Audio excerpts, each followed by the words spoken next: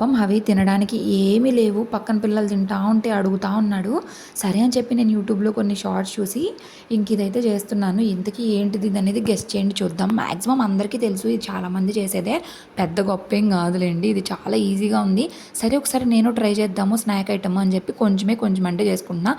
ఎక్కువ చేసేసుకొని మెత్తపడడం కంటే కొంచెం కొంచెం చేసుకుంటే సరిపోయిద్ది. ఇది 2, 3 డేస్‌లో అయిపోయిద్ది. ఫ్రెష్‌గా కూడా ఉండిద్ది. అందుకని చపాతీ పిండినైతే కలుపుకొని దానిలోనే ఉప్పు, కారము ఇంకా కారం తగ్గించేసుకోండి. పిల్లలు తినాలి కాబట్టి ఆయిల్ కూడా వేసుకొని వాటర్ పోసుకొని చపాతీ పిండిలా చేసుకొని కొంచెం పలచగా అయితే చేసేసుకొని ఇట్లా పీసెస్ లాగా కట్ చేసుకోవాలి. కట్ చేసుకొని ఒక పక్కన ఆయిల్ కూడా స్టవ్ మీద పెట్టేసుకున్నా. ఇదిగోండి పీసెస్ అయితే ఇట్లా కట్ చేసా. ఫస్ట్ టైం చేస్తున్నా కదా అసలు ఎలాగొస్తాయి ఏంటో అని చెప్పి చాలా డౌట్గా చేశాను. కానీ అస్సలు ఎంత బాగా కుదిరినాయో. ఈ మధ్య చాలా వంటకాలు నేర్చుకుంటున్నా. ప్రయోగాలు బోల్డన్ని చేస్తున్నా.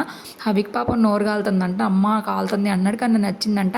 ఇంక చూశారు కదా నచ్చిందని చెప్పి ఎలా తల గుండ్రంగా తిప్పుతున్నాడు. మీరు కూడా ఇలాంటి స్నాక్స్ చేసి పెట్టండి పిల్లలకి.